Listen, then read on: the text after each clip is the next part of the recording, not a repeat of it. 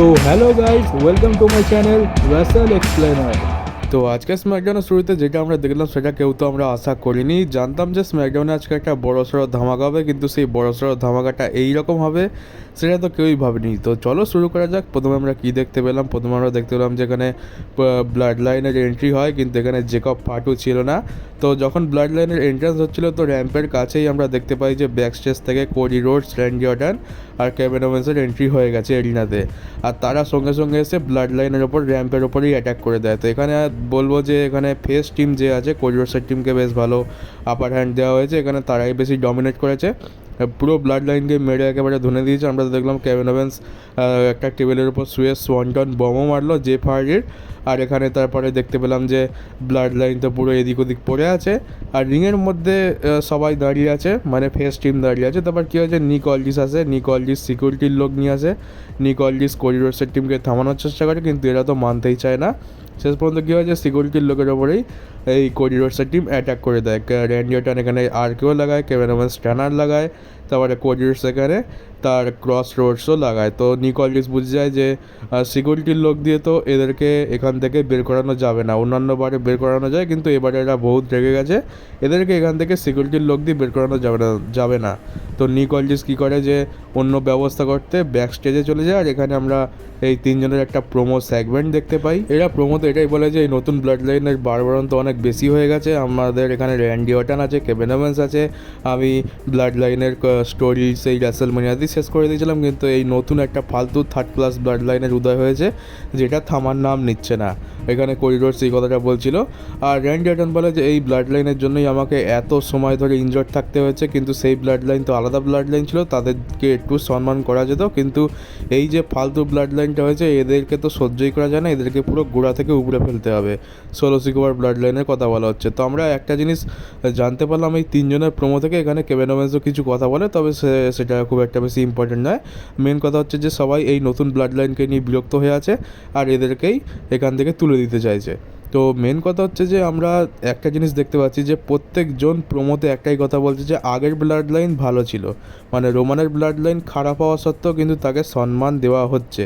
তো এখানে অলরেডি তাদেরকে ফেস বানিয়ে দেওয়া হয়েছে, কিন্তু এখানে সোলো সিকোয়ার টিমকে নেগেটিভের থেকে আরও বেশি নেগেটিভ করা হচ্ছে, যেটা এখনও তো রোমান আর জিমিউসো জেউসোর এদের কারুর আমরা একসাথে আবার দেখতে পাচ্ছি না। পুরনো ব্লাড লাইনের রিটার্ন আমরা এখনও দেখতে পাইনি, কিন্তু এর আগেই আমাদের এটা জানিয়ে দেওয়া হচ্ছে যে রোমানের যে ব্লাড লাইনটা আছে সেটাকে এখন ফেস বানিয়ে দেওয়া হচ্ছে। তো এটা খুব একটা ইম্পর্টেন্ট ডিটেলস বলতে হবে। তো এবার কী হয়েছে, নিক অলডিস কী করে যে সেখানে পুলিশকে নিয়ে চলে আসে। তো নিক অলডিস বুঝে গেছে যে সিকিউরিটি দিয়ে কাজ হবে না, তাই নিক অলডিস ব্যাকস্টেজ থেকে পুলিশের ব্যবস্থা করে। এবার পুলিশ এসে গেছে যখন, তখন তো আর কিছু করার নেই।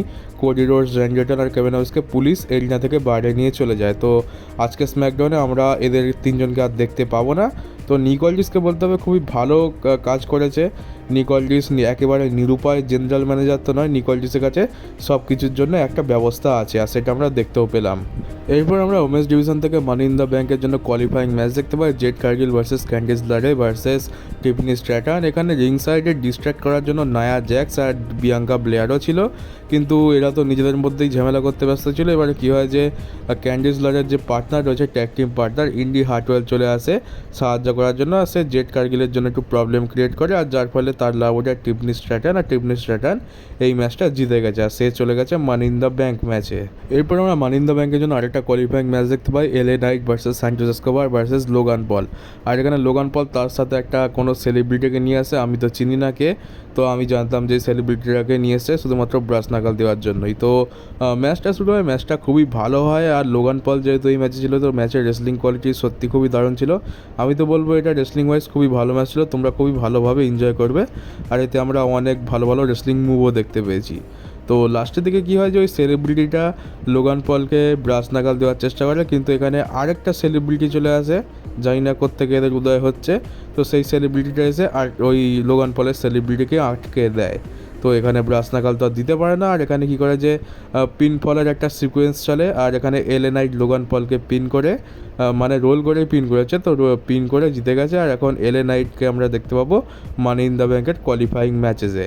আর তারপর ম্যাচ শেষ হওয়ার পর দেখতে পাই যে লোগান পলের দিকে ভালো যে সেলিব্রিটি, মানে আমি তাদের নামই জানি না, কি সেলিব্রিটি বলতে হচ্ছে, লোগান পল যাকে নিয়ে এসেছিলো সে লোগান পলের সাথে দাঁড়িয়ে আছে, আর যে লোগান পল না, এলএ নাইটকে যে সাহায্য করলো সে এলএ নাইটের দিকে দাঁড়িয়ে আছে। তো এখানে সেলিব্রিটিদের মধ্যে আলাদাই খেলা চলছে, শুধুমাত্র আমেরিকার লোকই বুঝবে ভাই, আমরা তো অত দেখি না, আমরা অত জানি না।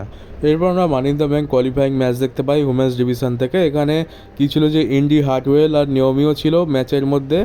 আর এখানে যেহেতু ইন্ডি হার্টওয়েলের জন্য জেট কার্গিল হয়েছে, তো জেট কার্গিল এসে এখানে ইন্ডি হার্টওয়েলের উপর অ্যাটাক করে দেয়, আর যা লাভ উঠায় নিয়মি। তো নিয়মি এখানে জিতে গেছে, নিয়মিকে আমরা money in the bank ladder ম্যাচে দেখতে পাবো। তো বেকারই, কিছু বলার নেই এখানে। আর এরপর আসে মেন ইভেন্ট, যেটা ছিল ব্লাড লাইনের অ্যাকনলেজমেন্ট সেরিমানি। এখানে সবার এন্ট্রি হয়, আমরা দেখতে পাই যে এখানে জেকব ফাটু নেই, কারণ জেকব ফাটু পরে আসবে। তো কী হয় যে এখানে পল হেমান কিছু বলতে চায়, কিন্তু পল হেমানকে সোলো সিকোয়া থামিয়ে দেয়। আর তারপরে সোলো সিকোয়া এখানে জেকব ফাটুকে ইন্ট্রোডিউস করে অ্যাজ সামওয়ান ওয়ারবুলফ, যেমনটা বলেছিলাম যে জেকব ফাটুকে এবার থেকে সামওয়ান ওয়ারবুলফ বলেই ডাকা হবে। আর এটা স্ম্যাকডাউন থেকেই চালু হয়ে গেছে। তো জেকব ফাটু আসে, আর সোলো সিকোয়া এটা অ্যানাউন্স করে যে এখানে জেকব ফাটু হচ্ছে তার নতুন ইনফোর্সার, যেমন রোমানজেসের ইনফোর্সার ছিল সোলো সিকোয়া, আর এখন সোলো সিকোয়া যেহেতু ট্রাইবাল চিফ হয়ে গেছে, তাই সোলো সিকোয়ার ইনফোর্সার হবে জেকব ফাটু। তো নতুন সোলো সিকোয়া হয়ে গেছে জেকব ফাটু, আর সোলো সিকোয়া হয়ে গেছে নতুন রোমান রেন্স। তো জানি না, এইসব আলতু ফালতু জিনিসও দেখতে হচ্ছে আমাকে জীবনে, তো কী আর করা যাবে। তো কী হয় যে এবারে সোলো সিকোয়া এক এক করে সবাইকে অ্যাকনলেজ করতে বলে। সোলো সিকোয়া এখানে মেডিসিন স্কোয়ার গার্ডেনে যেহেতু এই শোটা হচ্ছিলো, তাই রোমানজেস যেরকম বলে medicine square garden acknowledge me, সেরকমই আমরা দেখতে পেলাম যে সোলো সিকোয়া বললো medicine square garden acknowledge me. তো পুরোপুরি রোমানজেন্স হওয়ার চেষ্টা হচ্ছে এখানে। আর এখানে প্রথমে তো টামাটোঙ্গাকে অ্যাকনলেজ করতে বলে, টামাটোঙ্গাও সোলোসিকোয়াকে অ্যাকনলেজ করে নেয়। টাঙ্গালোয়াকে অ্যাকনলেজ করতে বলে, টাঙ্গালোয়াও সোলোসিকোয়াকে অ্যাকনলেজ করে নেয়। আর তারপর জেকব ফাটুকে অ্যাকনলেজ করতে বলে, আর জেকব ফাটু অ্যাকনলেজ করে, কিন্তু জেকব ফাটু এমন চিল্লিয়ে এমনভাবে অ্যাকনলেজ করছে যেন দেখে মনে হচ্ছে যে সে সোলোসিকোয়াকে অ্যাকনলেজ করছে না, বরং সোলোসিকোয়াকে হুমকি দিচ্ছে। তো যাকে ওটা ওর কায়দা। তো এবার আসে পল হেমানের পালা। তো পল হেমানকে বলে যে তুমি আমাকে অ্যাকনলেজ করবে, আর তার সাথে সাথে সেই লাল কালারের মালাটা বের করে, যে মালাটা রোমানজেন্স পরতো। তো বলে যে এই মালাটা আমাকে পরিয়ে দেবে আর অ্যাকনলেজ করবে। তো এইখানেই একটা বড় গড়বড় হয়ে যায়। পল হেমানের মুখ চোখ দেখেই বোঝা যাচ্ছে যে কিছু একটা গড়বড় হতে চলেছে। আর পল হেমান কী করে যে হাতে মালাটা নেয়, কিন্তু শেষ পর্যন্ত সে এটা বলে যে আমি তোমাকে আমার ট্রাইবাল চিফ হিসাবে অ্যাকনলেজ করবো না। আর এটা বলার পরে ফ্যান্সদের রিয়াকশান দেখার মতো হয়। আর হ্যাঁ, বলে রাখি আজকে স্ম্যাকডাউনের শুরু থেকে শেষ পর্যন্ত ফ্যান্সরা উই ওয়ান্ট রোমান চ্যান্ট সারা পুরো শোতে করে গেছে। তো রোমানদের এখন খুবই দরকার পড়েছে, সেটা বোঝাই যাচ্ছে। আর পুরো স্ম্যাকডাউনে আমরা উই ওয়ান্ট রোমানের চ্যান্ট শুনতে পেয়েছি টানা 2 ঘন্টা ধরে। তো এখানে কী হয় যে সোলো সিকোয়া ওয়েট করে না, পল হেমানকে এখানে সামান স্পাইক লাগিয়ে দেয়। এটা দেখে একটু আজব লাগলো যে পল হেমানের ওপরে অ্যাটাক হবে, এটা একটু অপ্রত্যাশিত, কারণ পল হেমানের বয়স হয়েছে, আর এই বয়সে এসে এরকম অ্যাটাক সহ্য করা একটু মুশকিল আছে। তো তাও বুক করেছে ডাব্লিউডাব্লিউ এটা। পল হেমানের ওপরে প্রথমে সামান স্পাইক লাগায়, তারপর জেকব ফাটু টপ রোপ থেকে স্ল্যাশ লাগায়, আর কমেন্ট্রি টেবিলের ওপরে আমরা শিল্ডের যে ট্রিপল পাওয়ার বম হয় সেই পাওয়ার বম লাগাতে দেখি পল হেমানের উপরে। তো পল হেমানকে এখানে কমেন্ট্রি টেবিলের উপরে পাওয়ার বম লাগিয়ে দেওয়া হয়। লাস্ট আমরা দেখেছিলাম পল হেমান যখন এত বেশি মার খেত, তখন পল হেমান সিএম পাঙ্ক কিংবা ব্রক লেসনারের ম্যানেজার ছিল, সেই যুগে পল হেমানে এত মার খেত। এখন বয়স হয়েছে তাই এত মার খেতে হয় না, মানে মার খেতেই হয় না বলতে হয়, কিন্তু তার সত্ত্বেও পল হেমানকে এত বেশি মার খেতে হচ্ছে। তো বুঝতেই হবে যে স্টোরিটা কতটা গরম, যার জন্য ডাব্লিউডাব্লিউ এমন একটা অ্যাঙ্গেল বুক করেছে। তো এরপরে কী দেখলাম যে সোলো সিকোয়ার সামান ওয়ারবুলফ তার নতুন ইনফোর্সার তাকে সেই লাল কালারের মালাটা পরিয়ে দিল। আর যেহেতু কোডি রোডস, র্যান্ডি অর্টন আর কেভিন ওয়েন্সকে পুলিশ এরিনার বাইরে নিয়ে চলে গেছে, তাই তারাও এখানে সাহায্য করতে আসতে পারেনি। কিন্তু একটা জিনিস ভালো যে শুরুর দিকে তারা তাদের বদলা নিয়ে নিয়েছে, আর এখন পল হেমানের ভালো করে পিটাই হয়ে গেল, ভালো করে পল হেমানকে ধুয়ে দিল। তো এই অ্যাঙ্গেলটা জরুরি ছিল, কারণ হচ্ছে যে পল হেমান এই প্রথম থেকেই দেখাচ্ছিল যে সে এই ব্লাড লাইনের সাথে নেই, তাকে এখান থেকে বেরোতে হবে, আর শেষ পর্যন্ত সে আজকের বেরিয়েও গেল। তো এবার আমার মনে হচ্ছে যে পল হেমান পুরোপুরি জিমিউসো জেউসো কিংবা রোমানের সাথে রিটার্ন করবে, যেটা দেখতে খুবই ভালো লাগবে। তো এই ছিল আজকে স্ম্যাকডাউনের বড় ধামাকা। আমি তোমাদের আগের ভিডিওতে বলেছিলাম যে জেরো নিউজ এটা বলেছে যে এই স্ম্যাকডাউনে আমরা বড় সড়ো কোনো ধামাকা দেখতে চলেছি। আর রুমার্স তো এমন চলছিল যে নাকি আমরা এই স্ম্যাকডাউনে রককে দেখতে পাবো কিংবা রোমানের রিটার্ন দেখতে পাবো, সেটা শুধুমাত্র রুমার্স ছিল, কিন্তু আমি সেই বিষয়ে আমার আগের ভিডিওতে কোনো কথা বলিনি, কারণ আমি জানতাম যে এত সহজে তো এই আমরা রোমান আর রকের দেখা পাবো না, আর এটা পুরোপুরি মিথ্যে, জাস্ট এটা একটা স্পেকুলেশন, একটা রুমার। তো আমি তোমাদের মিথ্যে আশা দিতে চাইনি যে আমি বলে দেবো যে হ্যাঁ কালকে রোমান আসবে, রক আসবে, তো সেই জন্য তোমরা ভোরবেলা উঠে দেখতে বসে যাবে। আমি মিথ্যে কথা বলতে চাই না। তো আমি জানতাম যে এত সহজে রোমান আর রকের দেখা পাবো না, তাই আমি সেই রুমারের ব্যাপারে কোনো কথাও বলিনি। তো তেমনটাই হলো, কিন্তু বড় জিনিস এটাই যে পল হেমানকে মেরে ধরে নতুন ব্লাড লাইন থেকে বের করে দেওয়া হয়েছে। তো এটাই হচ্ছে সেই বড় ধামাকা। তো চলো গাইজ, এই ছিল আজকে স্ম্যাকডাউন।